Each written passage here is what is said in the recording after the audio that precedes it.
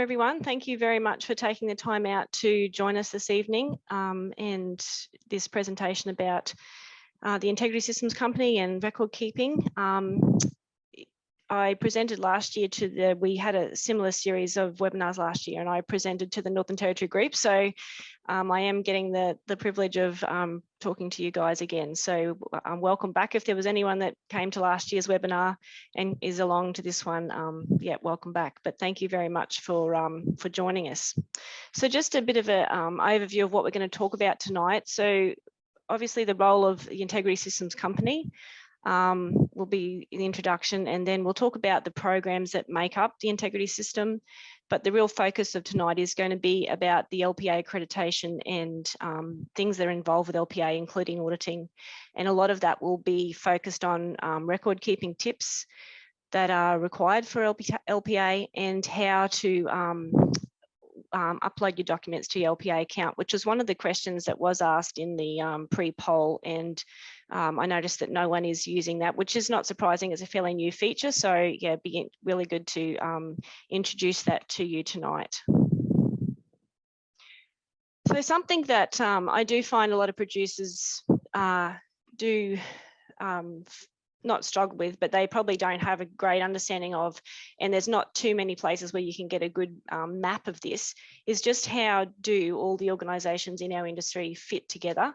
And I guess I also wanted to, we do want to make it clear where we sit in terms of all these organisations. So the organisations across the top are your policy,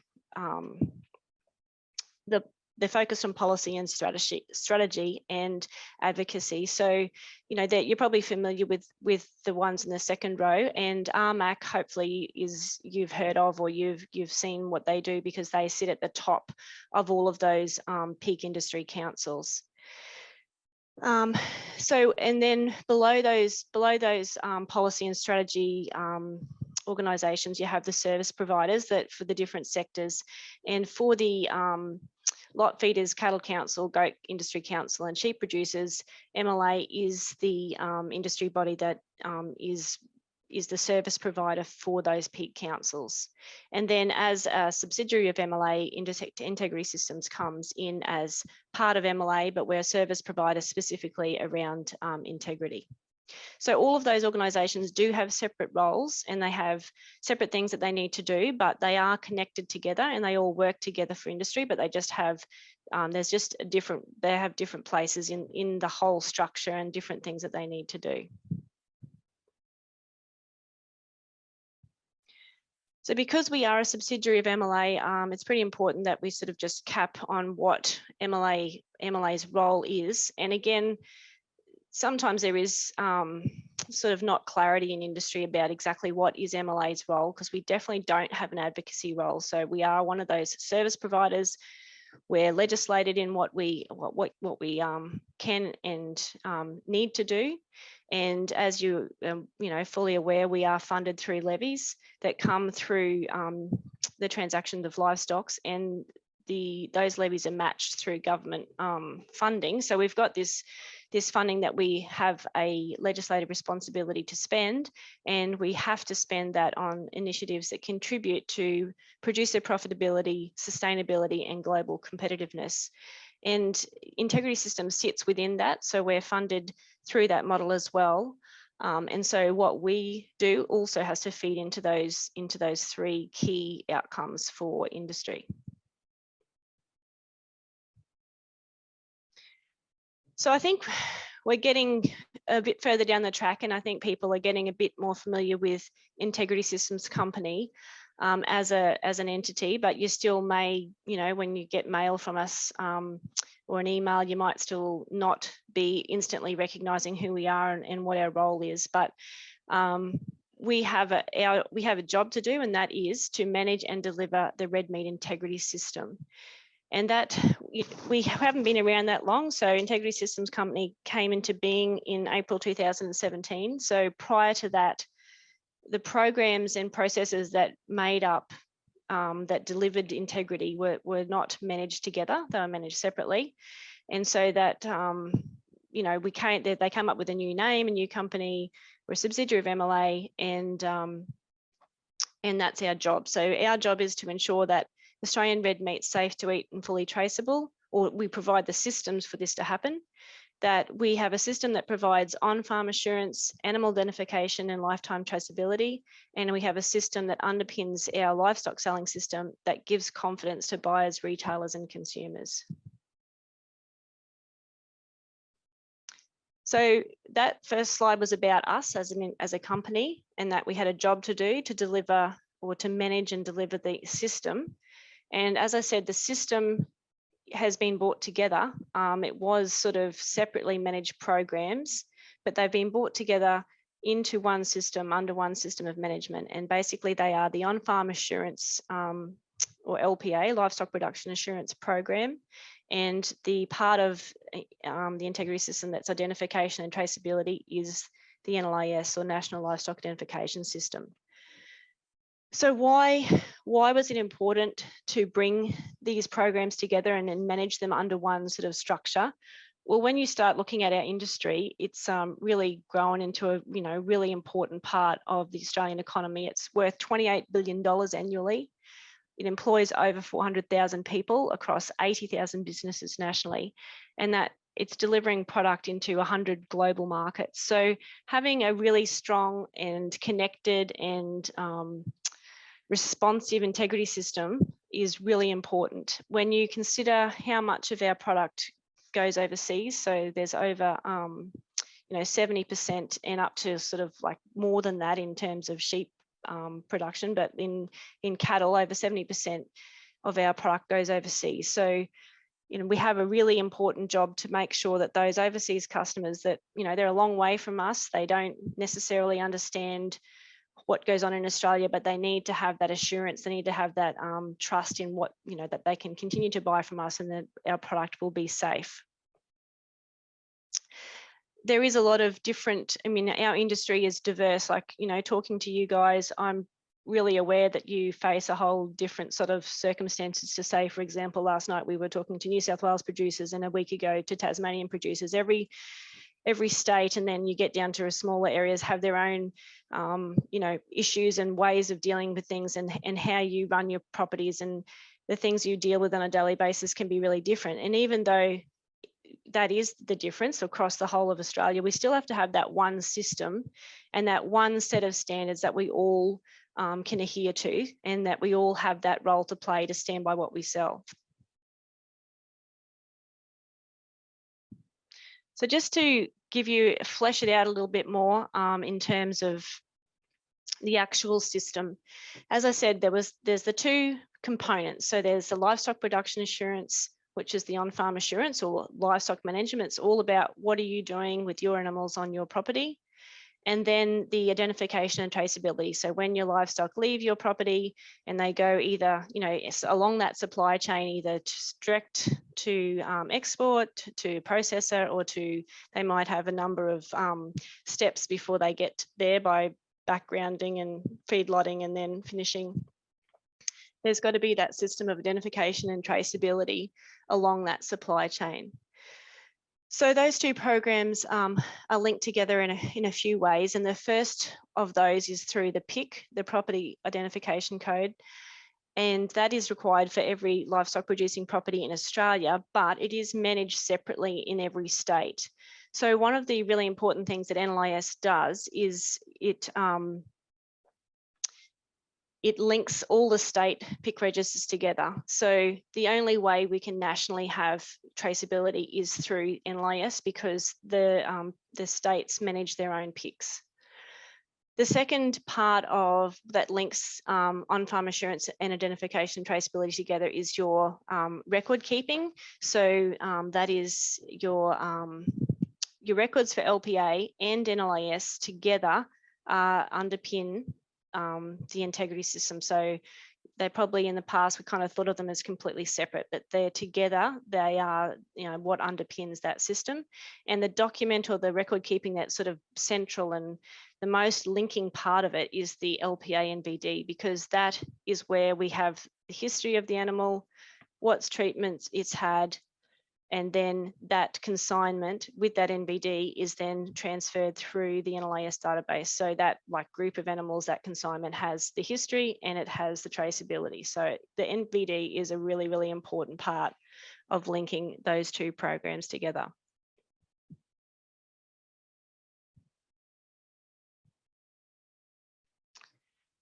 So just to sort of cover off on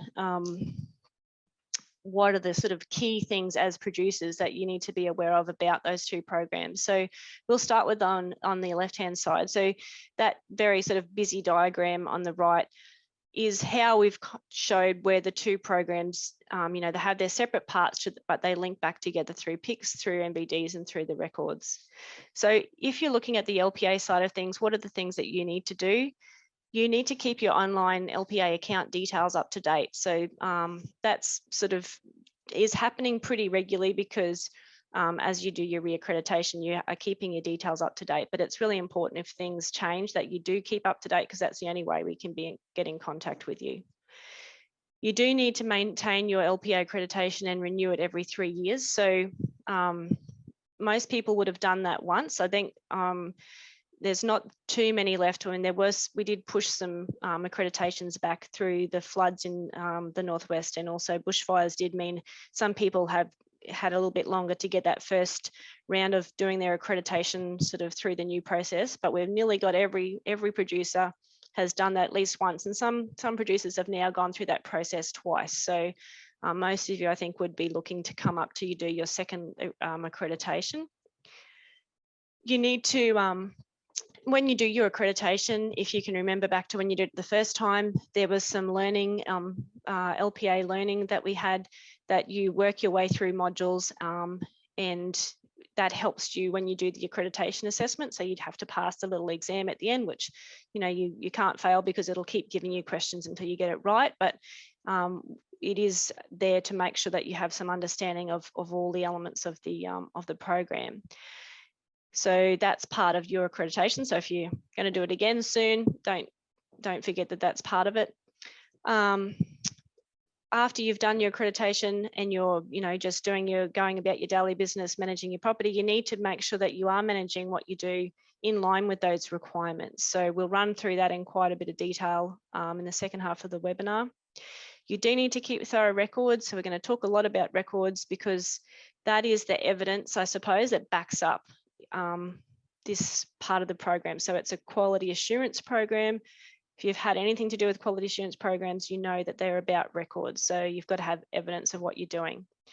And that evidence is there because that makes something valid, like it's a real system if you're doing it. And to show that it is real, we have to do audits, because no one overseas is going to believe it's a program that anyone cares about if we don't actually have any evidence that we're sort of doing some auditing to make sure people are doing what they need to do. So being part of LPA means you've agreed to participate in an audit if you are requested, and we'll talk about audits in more detail a bit later. On the right-hand side of the system is the NLIS, or livestock identification and traceability, and the things that you need to do on farm. Number one, keep your online NLIS account details up to date. You may not have an NLIS account. I hope you do. It's not compulsory to have an account, but I would highly, highly, highly recommend it, because if you get LPA audited, they will be looking at your NLIS account, and you don't want it to be a surprise when that happens. So if you don't have an NLIS account, please get one and keep your account details up to date, because again, that's the only way you can be contacted if there's an issue, because if we don't have your correct details, it's a lot harder to get information to you. You must, and this isn't optional, you must order and use NLIS tags for your animals, and they have to have a tag to be moved, and that's legislated in your state legislation, as it is in every state. You also must record the movements of livestock in the database, and as I said, it's a state requirement, and it varies a little bit from state to state, so you need to know what's required for your state. Most are around 48 hours, but I'll get Greg to clarify what exactly it is for the territory. But yeah, that is a requirement. You must do that.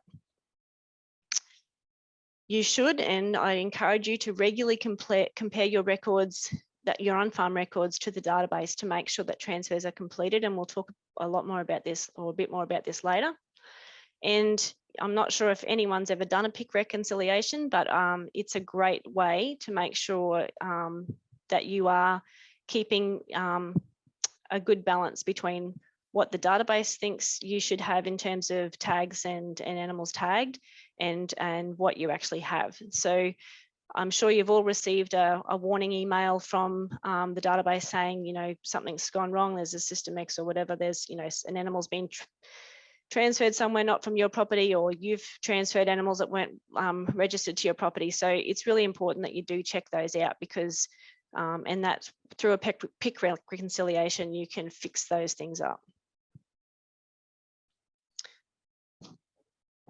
So we're coming to the LPA NVDs and about what you need to do on farm. But just before I sort of talk about the things that you need to do with NVDs, I guess I really want to stress that what do NVDs give you? And because I know in the territory that you also have the NT Way bill, and that, you know, that you can use that for movements. But if you are LPA accredited, then you have committed to using an NVD every time you move cattle between PICs.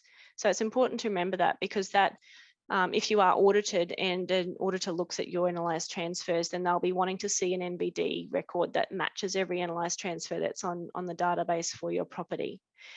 Now, why are they so important? Because they give you access to markets.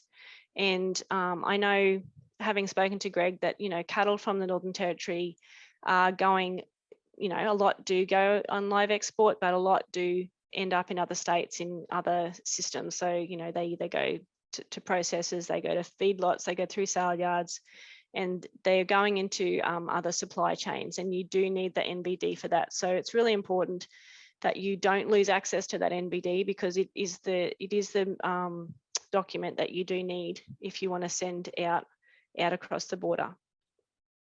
And you do need it internally. If you're LPA accredited, it is a requirement that you use it. The important thing about NVDs, we'll probably touch on this a few times, to access them, you have to be accredited. So, and being accredited means doing the things that LPA requires. So if you lose accreditation, you do lose access to your NVD book, or your NVD access, sorry. They are a legal document, and when you're ticking those boxes, you need to have records that back up those declarations. So if you're saying, no, they don't have any, they're not under withholding period, they're not, you know, they haven't been treated with chemicals, they haven't eaten anything that's in a withholding period, you need to have the records that back that up. You know, conversely, if you're saying they are, or they have got HGP, you need to have those records that back up that that's happened on your property. You need to ensure that they're clear, complete, and correct. So, you know, if you're handwriting out NVDs, it's really important that the handwriting's legible, that you've filled in every box, and that it is correct. You need to file and store your the NVDs that you send, and also the ones that you receive. And you do need to make sure that they have a corresponding NLIS transfer, because, as mentioned, those NLIS transfers are part of your LPA audit.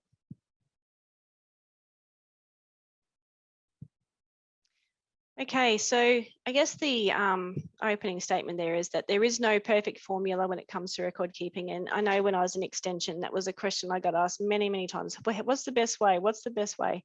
But it really comes down to what's going to suit you. And from an LPA perspective, it doesn't really matter the method that you use, as long as that you are capturing all the information that is required. So that, you know, that you have the information there if you do get audited, and you have the information there that backs up that quality assurance. I guess the other important thing is that LPA is not about you keeping two sets of records. Like if you're already keeping paddock books and you've got a system, you've got Excel spreadsheets, or you're using on-farm software, that you don't go and say, oh, look, here's the LPA templates, I need to fill them out as well. If you can modify what you're doing to capture all the information that you need for LPA, then do that. Or conversely, if you don't have a system, then have a look at the templates and see, you know, you need to capture that information, but can you modify them or, you know, add to them to maybe add some information that you also want to keep just for your own farm, management. So it's not about having, you know, this perfect set of records is just for LPA. It's about how do you make that part of your everyday, the stuff that you do and that you're going to be recording anyway, and just have it as in the easiest way for you and what suits you. So as we've said a few times, that if you are you know, asked to participate in audit, that's what they're going to be looking at mostly is your records. So it's really important to make sure they're accurate and up to date. And I guess we really don't want people to think, I only need to do this if I get audited, so I won't worry about it until then, because it should be part of your everyday. It should be what you're doing to be part of the system and what you're doing to sort of maintain that integrity for the industry, and not just in case you get audited, or not just when you get an audit notification.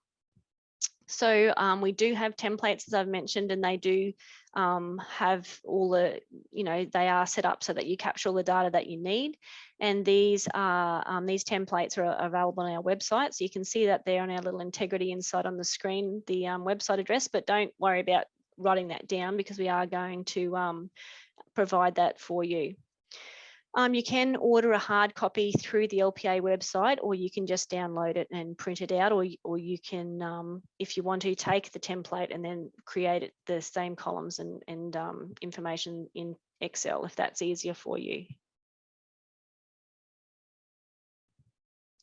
So as I mentioned in the introduction, one of the things that has been added to the LPA website, so everyone who has an LPA account can log in, and there's a whole lot of stuff you can do in there apart from just doing your accreditation. So you now can store your records online in your account, which is a really great thing, because it means you can get yourself organized, you can get things done, you can store your records in there. So, you know, if you do get a notice to be audited, then you've got most things already done. It's all there in one place.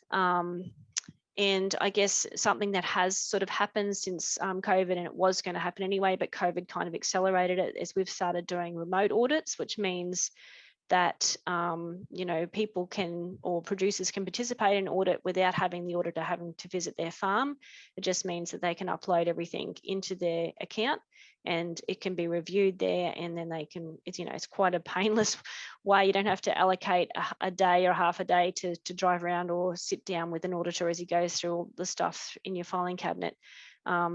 You can just provide the examples that demonstrate what you're doing into your account. So that's one of the key things of why that has been set up in your LPA account. And importantly, we'll talk about this in a bit more, is that your property risk assessment and your farm biosecurity plan can actually be completed digitally. So for all the other records, you need to save a copy and upload it, but these ones, the risk assessment and biosecurity plan, can actually be completed digitally. So there's like a process you just step through and enter your information, so it's really easy.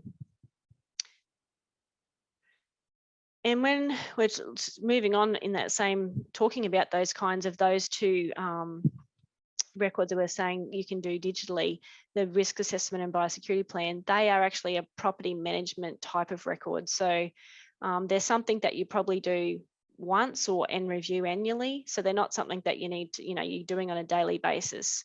And that's why I've kind of talked about the different types of records there are for LPA. Are those management type records that, you know, you sort of look at them and make sure you've got them done.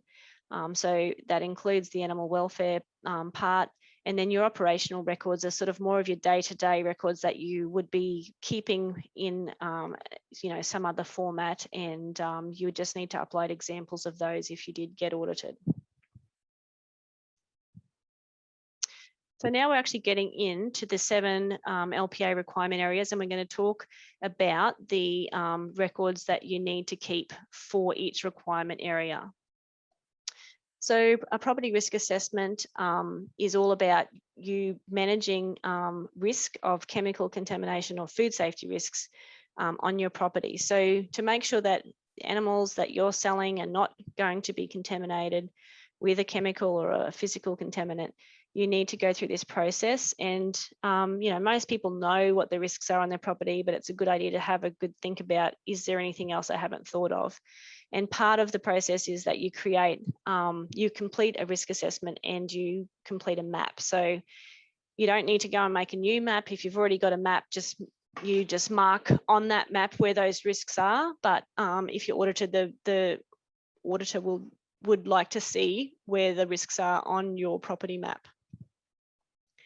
You do need to, as I said, review these things. You might do it annually, you might do it once, but you do need to review it annually, because if anything's changed, you might have bought more land that adjoins, or you might have had something else happen, and you just need to make sure that you're still accounting for every risk that's on your property.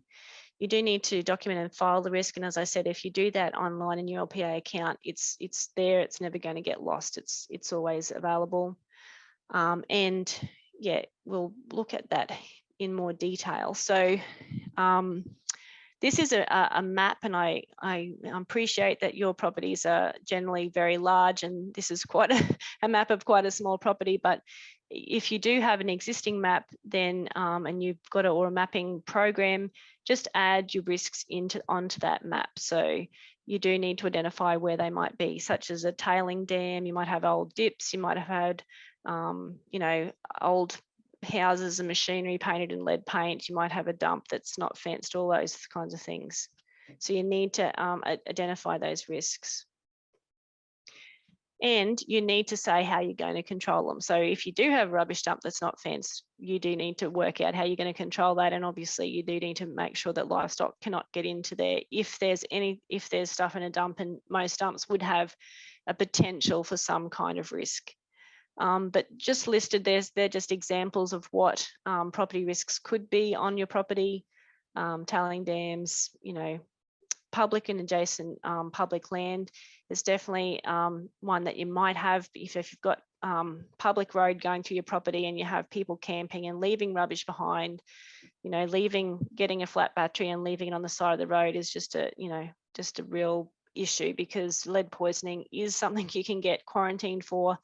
Obviously your livestock can die from that, and you don't want any of those things to happen. So thinking about those risks and how do you control them. And it's not always easy, especially in extensive situations, but it is important that you consider those risks and how you're going to manage them. The second sort of key property management record keeping is having a biosecurity plan. Now, I know a lot of you would have thought about this or created one when the Yoni's management came in, and you know, and also when LPA required you to have a biosecurity plan a couple of years ago. So, and I know a lot of people think, oh, what am I doing this for? No one's ever going to come and look at it. Well, it's not meant as a plan for other people. It's meant as a plan for you. How are you managing your biosecurity risks? The auditor will look at it. They're not going to, you know, assess it for its ability to protect your property. They're just going to assess it to say, have you actually considered the risks and considered what a biosecurity plan needs to be? But you do need to have a biosecurity plan, because it's part of showing that you have systems in place to minimise the risk of infectious diseases being introduced into your livestock and into the livestock chain. And that, you know, if you've got systems in place, then that's going to help stop the spread of diseases. Biosecurity plans obviously also cover things like weeds. And even though that's not what LPA is about, we're not about, you know, making sure that your property is weed free. It is an important part of biosecurity plans. So you may as, you know, if you're going to do one, it's a great option to use that. And I'm not sure in the territory, but definitely in Queensland, where we had like gas lines and a lot of mining activity and railway lines and things like that going through, producers did find that if they developed a documented biosecurity plan, they were serious about it, they followed what they said they did, then they could be a really useful document if you're trying to manage access by other people onto your property. So this is what our template looks like. And as I said, this is one of the records that you can complete completely online, and it's a really simple process because you just type in each box and work your way through typing in the information. So one thing would be really important is that the emergency animal disease hotline number, because we're all need to be vigilant about disease. Foot and mouth is the key one, but who knows what other things. We've just had a major pandemic and we didn't know about that disease a couple of years ago. So we really do need to be vigilant and be aware, and make sure that your staff also are aware. So if you're not there and they see something a bit odd or strange, they know what the procedure is. And that's what a biosecurity plan is. It's just a way of managing that risk and showing that you're prepared for something that may happen. Part of biosecurity is managing, as far as practical as you can. Practicable is managing access. And so we have a template for, visitors to your property. Again, you need to use this as it sort of applies to your situation. And it's really about, is there risks in terms of the visitors that are coming onto your property? And if there is a risk, as in, they've just flown in from overseas, I know that won't be the case at the moment, but, how are you managing when people come into contact with animals, and are they coming from other properties and having contact with the animals? And if that's a risk, it's important that you keep a track of that. So the third record keeping area in the sort of the management area is the animal welfare. And I do remember last year when we did this webinar, it wasn't as well known that this is part of LPA. So I would encourage you to log on to your LPA account, because when you log on, if you get a little alert straight up on your screen saying you have not completed the animal welfare module, then that's really important. That's something that you need to attend to, because part of your LPA accreditation is completing the animal welfare LPA learning. And when you do that, you are issued with a certificate to say, you've gone through that process. And basically that learning is based completely on the guidelines, Australian Animal Welfare Standards and Guidelines, on those documents, and you can access that through your LPA account. We've also got the link there. So it's really important you do have access and that you have read these standards and guidelines, and that your staff have read it and aware of it, and that how you manage your livestock is in line with what the standards and guidelines say. And they're really clear and simple. They're not it was a really huge task to get these developed and sort of harmonise or have a sort of national set of standards and guidelines. And they did it. I think they've done a good job in terms of making them very simple and easy to understand. And there are requirements in there around the use of pain relief at certain ages. And it's just, you do need to be aware and across it. And you have agreed that you will manage your livestock in accordance with those standards and guidelines, but when you sign up to be part of LPA. And that's just an example of the certificate that you are issued when you do complete your LPA learning on animal welfare.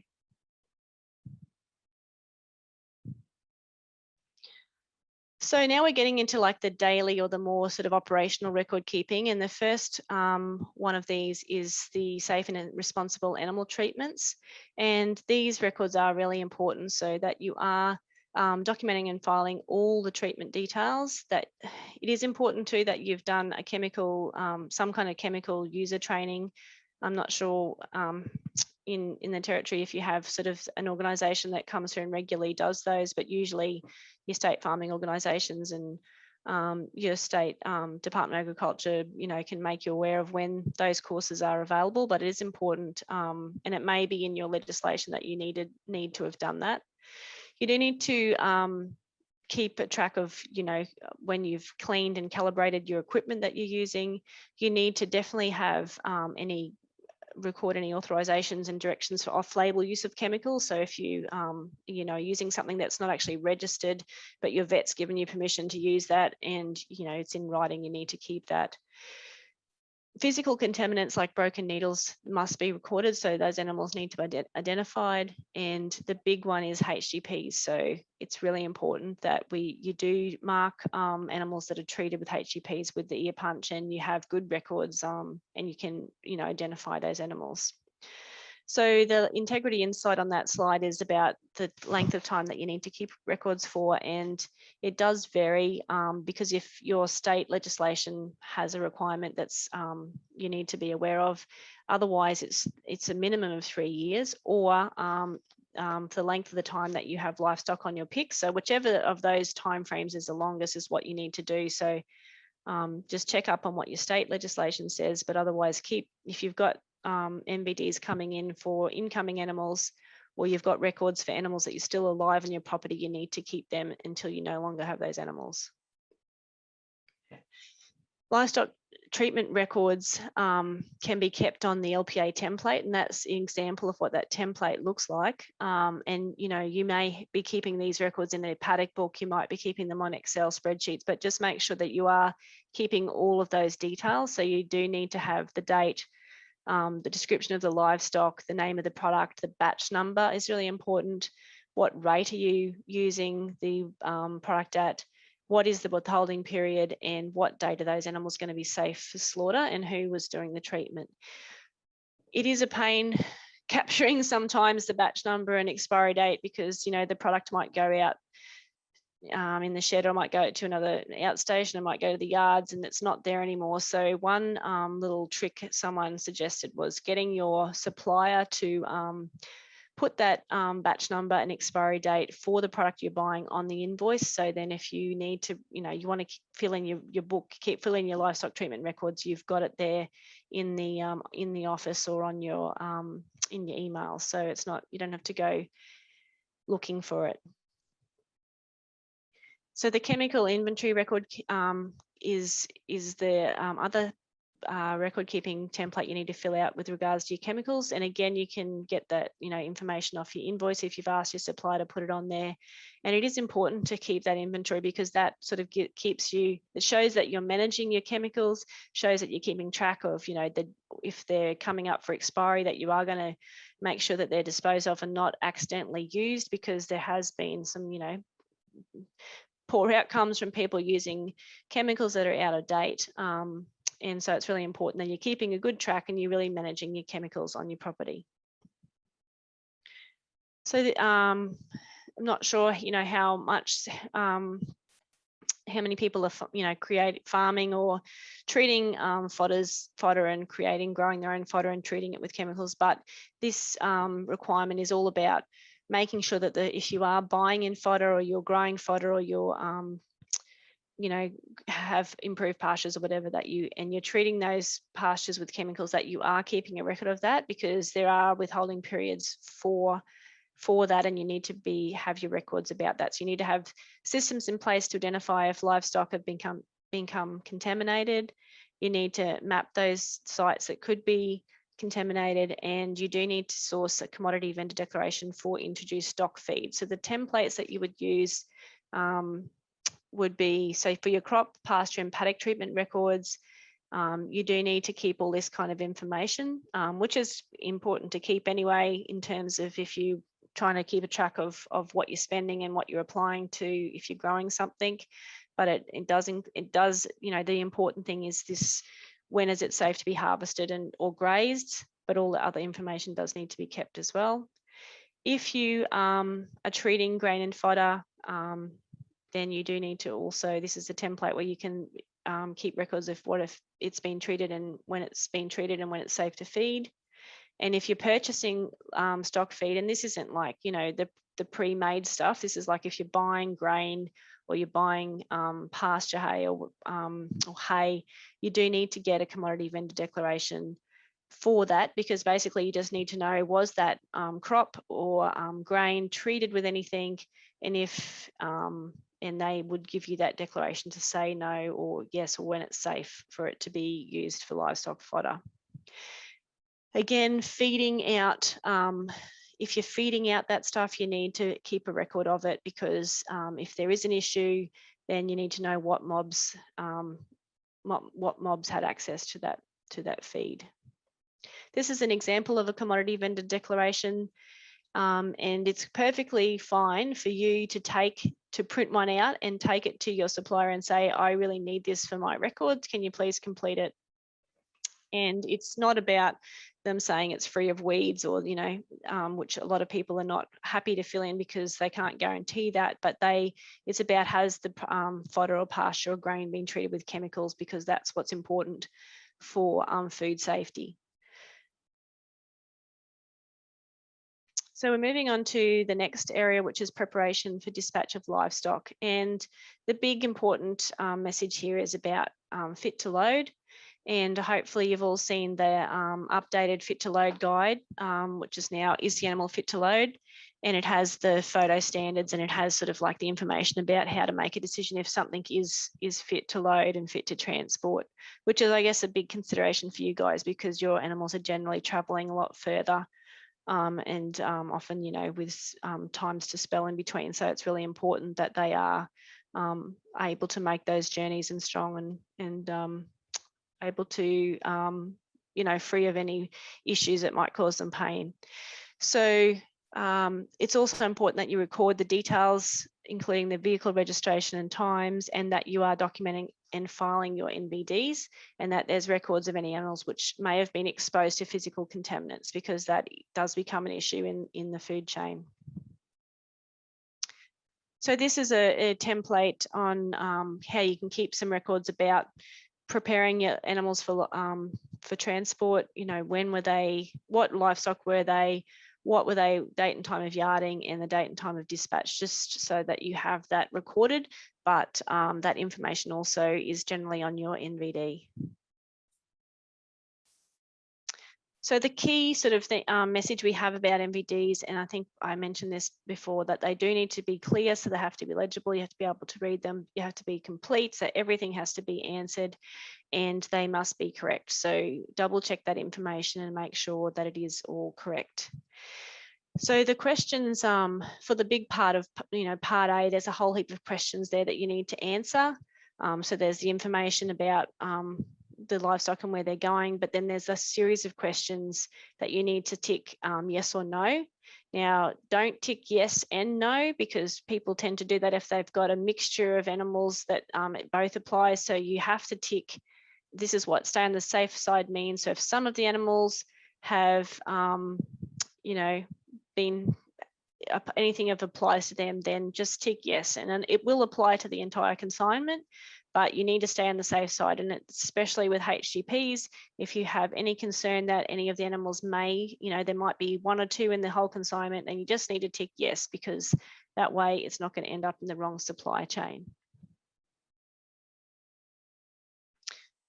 NVDs have a declaration, which I'm sure you're aware of. So that is the part where you're declaring that everything on that NVD is correct, and it does make it a statutory declaration. So that's why it's so important to make sure you have got the right information, and that you have the farm records that back those statements up.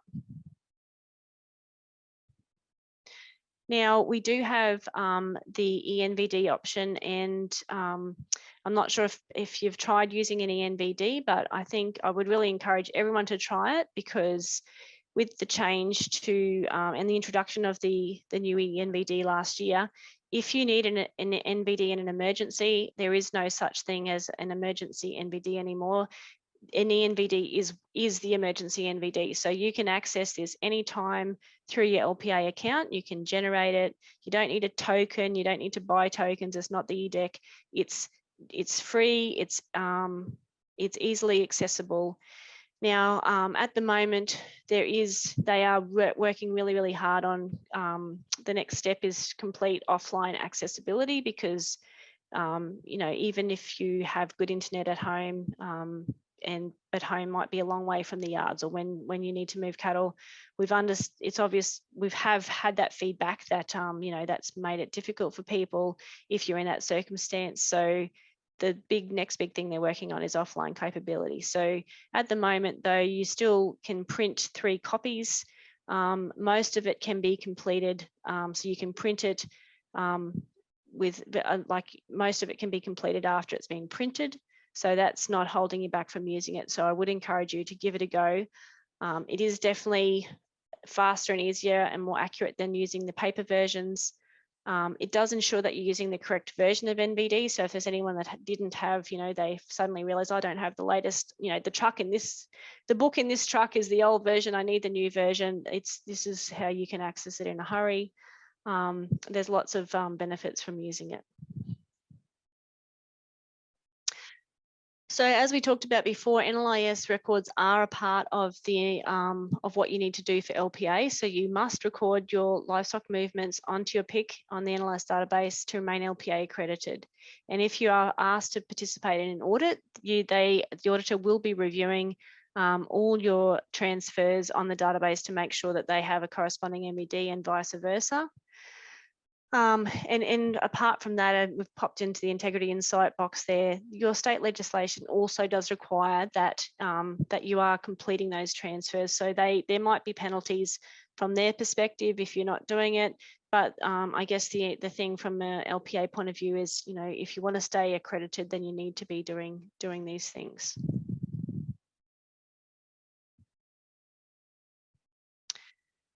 So the livestock and purchases recording, so you need your copies of your MBDs, you need to do your NLIS transfers, and you do need to keep a track of those purchase and movement. So here's the template for, you can fill in for when you're bringing stock onto the property, and here's one for moving stock off the property. So again, you can use these printed templates, or you could have your own system for keeping this information, as long as you have a way to show that you have records of what's been happening. So we've been talking quite a bit about audits, referring to audits, what's involved. So the most important thing is, don't panic, because they're not about, trying to catch you out. They're about trying to help you identify where are the areas that you might need to improve. And yes, the main part of an audit is looking at records. So that's why we keep saying, keep them up to date. Don't leave it until an audit notification to think, oh, I've got a lot of stuff to catch up on. Trying to keep things up to date all the time, and then you don't have to worry if you get an audit notification. So there are about 3,000 random audits conducted each year. And if you, you really can't refuse to participate, because that could lead to you being withdrawn from the program. And as I said before, you can actually, there is the option now to complete these audits remotely. And that process involves, submitting your documents into your account. Reviewing your on-farm practices against the audit checklist. So this is the checklist. This is an example of the checklist. It comes in your audit pack, so it gives you an opportunity to go through that and to make sure you are, doing everything that you need to be doing. So if you do get an audit notification, read through the information carefully, because it has pretty much got everything there that you need to make sure that you're prepared for the audit. If during an audit there is something that is a significant issue is found, then the process is the auditor could raise a corrective action request.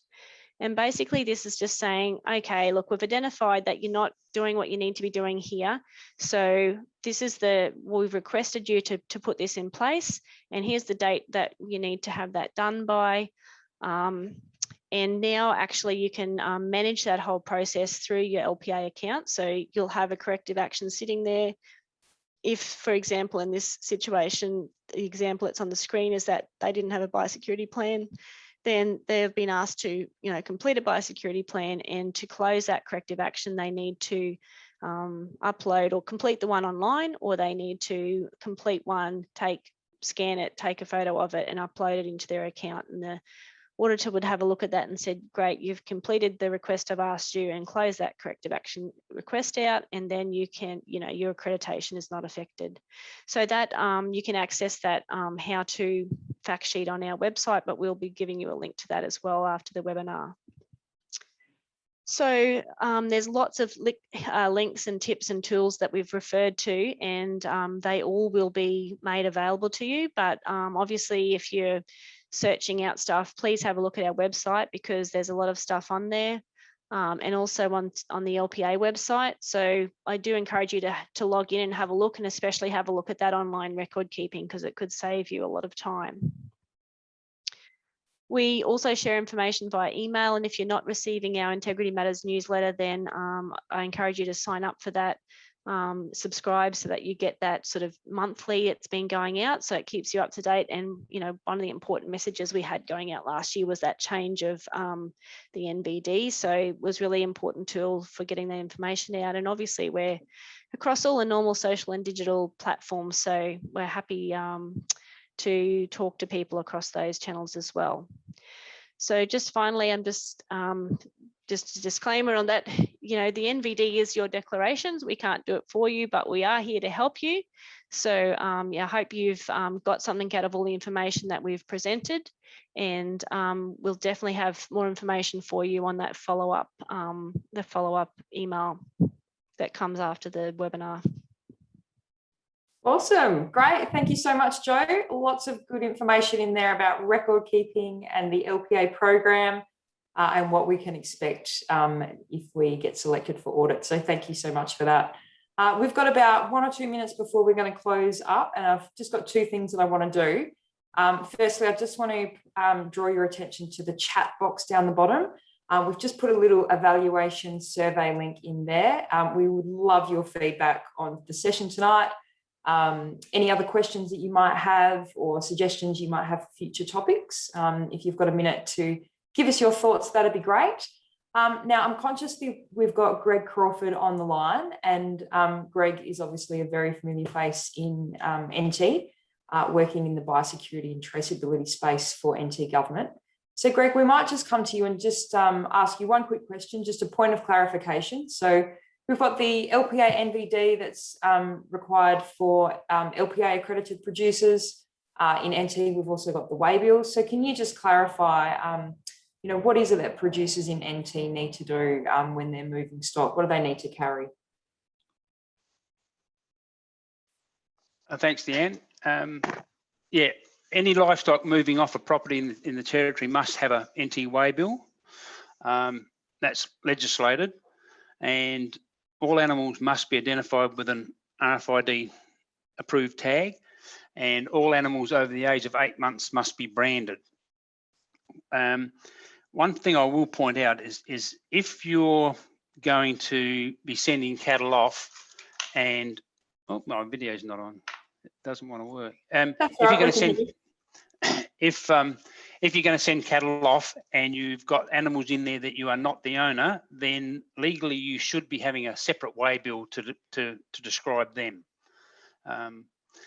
And I strongly recommend that for the LPA program that you fill out an NVD, because that's the document that follows the RFID tags through the food chain, and it is for food safety, product integrity, consumer confidence. That's the document they'll be looking on.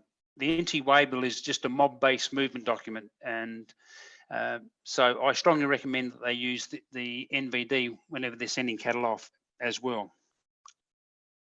Excellent, great, thank you, Greg. So folks, keep an eye out for that post-webinar email. We're going to have a recording link for tonight's session. We're going to have all the resources that Jo has referred to.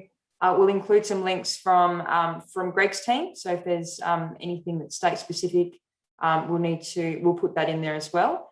Now, Jo, I'll just come back to you. You are actually going to be at Alice Springs show. Do you want to just give us a heads up? Where do we find you, or what are you going to have on display there?